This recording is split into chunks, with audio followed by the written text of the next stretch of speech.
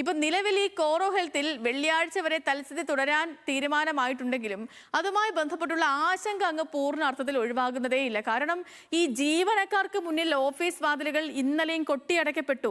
പ്രതിഷേധങ്ങൾക്കൊടുവിൽ ജനപ്രതിനിധികളൊക്കെ എത്തിയ ശേഷമാണ് ഓഫീസിനകത്തേക്ക് ഇവർക്ക് പ്രവേശിക്കാൻ കഴിഞ്ഞത്. വെള്ളിയാഴ്ച നടക്കാനിരിക്കുന്ന മന്ത്രിതല ചർച്ചയിലാണ് ജീവനക്കാർ പ്രതീക്ഷ വയ്ക്കുന്നത്. മുൻകൂർ അനുമതി ഇല്ലാതെയുള്ള പിരിച്ചുവിടൽ നിയമവിരുദ്ധമാണെന്നും സർക്കാരിന്റെ നിസ്സംഗതയാണ് കമ്പനിയുടെ ധൈര്യമെന്നും പ്രതിപക്ഷ വിമർശനവുമുണ്ട്. എന്നാൽ ലേബർ കോഡ് അടിസ്ഥാനമാക്കിയതാണ് കമ്പനിയുടെ തീരുമാനത്തിലെത്തിയതെന്നാണ് വിഷയത്തിൽ ഇടപെടുന്ന സർക്കാരിനും പരിമിതികളുണ്ട്. കോറോ ഹെൽത്ത് കൂട്ടപ്പിരിച്ചുവിടൽ IT മേഖലയിൽ ഉണ്ടാക്കുന്ന ആഘാതം എന്തെന്നാണ് നമ്മൾ ഇനി പരിശോധിക്കാൻ പോകുന്നത് ന്യൂസ് ആംഗിളിലൂടെ.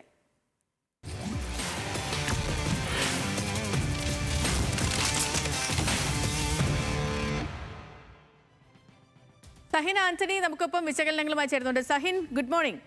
സഹിൻ, ഈ കോറോ ഹെൽത്തിലെ നടപടി അത് ശരിക്കും പറയുകയാണെങ്കിൽ നമ്മളെയൊക്കെ ഒന്ന് ഞെട്ടിപ്പിച്ചതും അല്ലെങ്കിൽ നമ്മൾ ഇതിൻ്റെ പോക്ക് എങ്ങോട്ടാണെന്നുള്ളത് ആശങ്കയോടുകൂടി നോക്കുന്ന ഒരു കാര്യമാണ്. ഇതിപ്പം നിലവിൽ ലേബർ കോഡ് അടിസ്ഥാനമാക്കിയാണെന്ന് പറയുന്നു എന്നുണ്ടെങ്കിൽ പോലും ലേബർ കോഡ് ഈ ഒരു വ്യവസ്ഥയൊന്നുമില്ല. കാരണം 300 ജീവനക്കാരിൽ കൂടുതലുള്ള സ്ഥാപനങ്ങളിൽ ഈ പിരിച്ചുവിടലിന് അനുമതി വേണമെന്നേ. ആ പുതിയ ലേബർ കോഡും അങ്ങനെയാണല്ലോ പറയുന്നത്. അപ്പോൾ പിന്നെ അത് ലേബർ കോഡിനെ മാത്രം നമുക്ക് പഴിക്കാൻ പറ്റില്ല.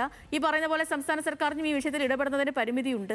ഇപ്പം നിലവിൽ തൽസ്ഥിതി വെള്ളിയാഴ്ച വരെ തുടരണമെന്ന് പറയുമ്പോഴും കാര്യങ്ങളുടെ ഒരു പോക്ക് എങ്ങോട്ടാണ് സഹിൻ? മനസ്സിലാകുന്ന ഒരു കാര്യം എന്താണ്? ഗ്രൗണ്ടിൽ നടക്കുന്ന കാര്യങ്ങൾ എന്താണ്? കാരണം ഇന്നലെ ജീവനക്കാർ വീണ്ടും ഇവിടെ കൊച്ചിയിലെയും കോഴിക്കോട്ടേക്കോ ഓഫീസിൽ എത്തിയിരുന്നു. പിന്നീട് DYFIയുടെ നേതൃത്വത്തിലുള്ള പ്രതിഷേധമൊക്കെ നമ്മൾ അവിടെ കണ്ടു. VK സനോജ് MLAയുടെയും അതേപോലെ തന്നെ V വസീഫിൻ്റെയും ഒക്കെ നേതൃത്വത്തിൽ അത് പിന്നീട് അത് പൊളിക്കുകയും ഈ ബലമായിട്ട് ആ ഓഫീസ് തുറപ്പിക്കുകയും ജീവനക്കാരെ അകത്ത് കയറ്റിയതും ഒക്കെ നമ്മൾ കണ്ടതാണ്. അപ്പോൾ അതുകൊണ്ട് തന്നെ ഈ ഒരു വിവാദം അല്ലെങ്കിൽ ഈ ഒരു പ്രശ്നം ഇതൊരു വലിയ പ്രശ്നം തന്നെയാണ്. അപ്പോൾ അതിൻ്റെ പോക്ക് എങ്ങോട്ടാണ്?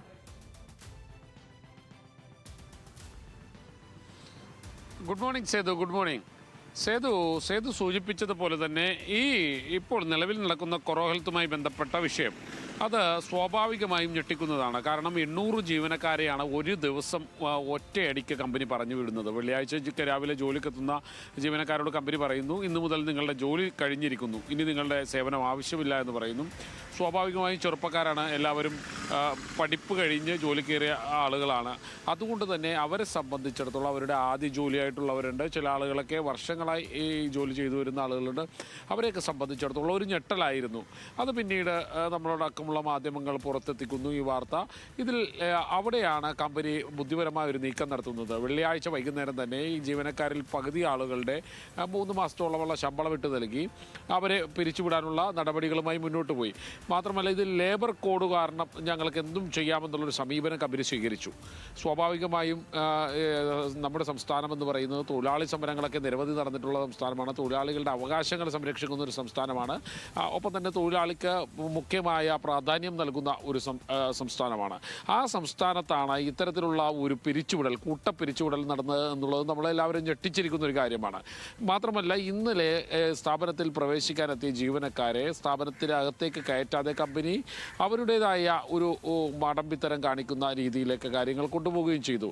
എന്തായാലും അതിനെ ഇവിടുത്തെ യുവജന സംഘടനകൾ, പ്രത്യേകിച്ചും DYFI പോലെയുള്ള സംഘടനകൾ ശക്തമായി എതിർത്തു. V വസീഫിൻ്റെയും ഒപ്പം തന്നെ VK സനോജ് MLAയുടെ നേതൃത്വത്തിലുള്ള DYFI നേതാക്കൾ അവർ ശക്തമായ പ്രതിഷേധം നടത്തി. ഈ ജീവനക്കാരെ ആകമാനം ഓഫീസിനകത്തേക്ക് കയറ്റാൻ കഴിഞ്ഞു. പിന്നീട് അവിടെ എത്തിയ UDF നേതാക്കൾ, പ്രത്യേകിച്ചും ഹൈബീഡൻ MP, ഒപ്പം തന്നെ മുഹമ്മദ് ഷിയാസ്, എറണാകുളത്തിൻ്റെ DC പ്രസിഡൻ്റായിട്ടുള്ള മുഹമ്മദ് ഷിയാസ്, അദ്ദേഹത്തിൻ്റെയൊക്കെ നേതൃത്വത്തിൽ ശക്തമായ ഇടപെടലുകൾ നടന്നു. കൂടാതെ ഇതിൽ എടുത്തു പറയേണ്ട ഒരു പേരാണ് തൃക്കാക്കര MLA ആയിട്ടുള്ള ഉമാ തോമസ്. ആദ്യഘട്ടം മുതൽ തന്നെ ഈ തൊഴിലാളികളോട് എല്ലാവരോടും ഒപ്പമുണ്ട്. അവരുടെ പ്രശ്നങ്ങളിൽ ഇടപെട്ടുകൊണ്ട് ലേബർ കമ്മീഷണറുമായിട്ടും കമ്പനിയുമായിട്ടും എല്ലാം നിരന്തരം സംബന്ധിച്ചുകൊണ്ട് ആ തൊഴിലാളികളെ എല്ലാവരെയും തിരിച്ചെടുക്കുന്നതിന് വേണ്ട നടപടികൾ സ്വീകരിച്ചുകൊണ്ടിരിക്കുന്ന, അല്ലെങ്കിൽ അതിനുവേണ്ടി അഹോരാത്രം പ്രവർത്തിച്ചുകൊണ്ടിരിക്കുന്ന ഒരു വ്യക്തി കൂടിയാണ് ഈ ഉമാ തോമസ് MLA. ഇന്നലെയൊക്കെ നമുക്കറിയാം, ഇന്നലെ ലേബർ കമ്മീഷണറുടെ നേതൃത്വത്തിൽ കൂടിയാലോചനകളും ചർച്ചകളും എല്ലാം നടത്തുമ്പോൾ കമ്പനി അധികൃതരുമായിട്ട് അല്ലെങ്കിൽ കമ്പനിയുടെ പ്രതിനിധികളുമായി ശക്തമായ വാദപ്രതിവാദത്തിൽ വന്നൊരു വ്യക്തി കൂടിയാണ് ഉമാ തോമസ്. കോൺഗ്രസ്. അങ്ങനെ UDF നേതാക്കളും യുവജന സംഘടനകളും എല്ലാം ശക്തമായ ഇടപെടലുകൾ നടത്തി ഇപ്പോൾ ഈ വെള്ളിയാഴ്ച വരെ കമ്പനിയിൽ ജീവനക്കാർക്ക് പ്രവേശിക്കാമെന്നുള്ളൊരു നിലപാടിൽ എത്തിയിട്ടുണ്ട്.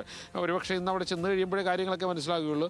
മറ്റൊന്ന് CPI നേതാക്കൾ AYF-ൻ്റെയും CPI-യുടെയും എല്ലാം CPI ജില്ലാ കമ്മിറ്റി അംഗം സഞ്ജിത്ത് അടക്കമുള്ള ആളുകളൊക്കെ ഇതിൽ ഇടപെട്ടിരുന്നു. അപ്പോൾ ശക്തമായ ഇടപെടൽ എല്ലാ ഭാഗത്തു നിന്നും ഉണ്ടായിട്ടുണ്ട്.